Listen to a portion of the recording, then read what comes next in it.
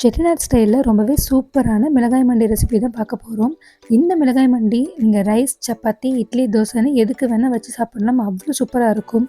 இது செய்யறதுக்கு ஃபர்ஸ்ட் நான் 4 பச்சை மிளகாய் எடுத்து இந்த மாதிரி கத்தியில் ஓட்டை போட்டுக்கிறேன். இப்போ ஒரு வடை சட்டியில் நான் ஒரு 4 டேபிள் ஸ்பூன் அளவுக்கு தாராளமாக நல்லெண்ணெய் ஆட் பண்ணிக்கிறேன்.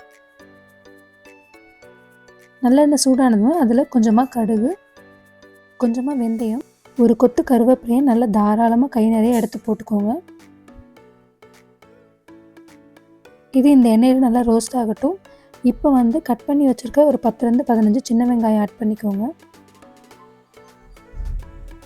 இந்த சின்ன வெங்காயம், கருவேப்பிலை இதெல்லாம் நல்லா ரோஸ்ட் ஆகிட்டு இருக்கும்போது இதில் நான் ஒரு 10 பல் பூண்டு ஆட் பண்ணிக்கிறேன். கூடவே நம்ம குத்தி வச்சுருக்க 4 பச்சை மிளகாவையும் ஆட் பண்ணிக்கிறேன்.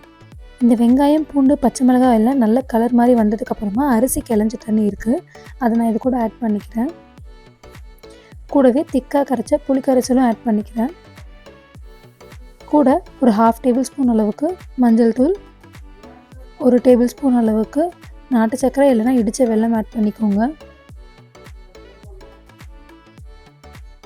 1/2 டேபிள் ஸ்பூன் பெருங்காயத்தூள், தேவையான அளவு கல்லுப்பு ஆட் பண்ணி நல்லா கலந்து விட்டு நல்லா குக் பண்ணுங்கள். நல்லா கொதித்து தண்ணியெல்லாம் சொன்னதுக்கப்புறம் கெட்டியாக ஒரு கன்சிஸ்டன்சியில் வரும்.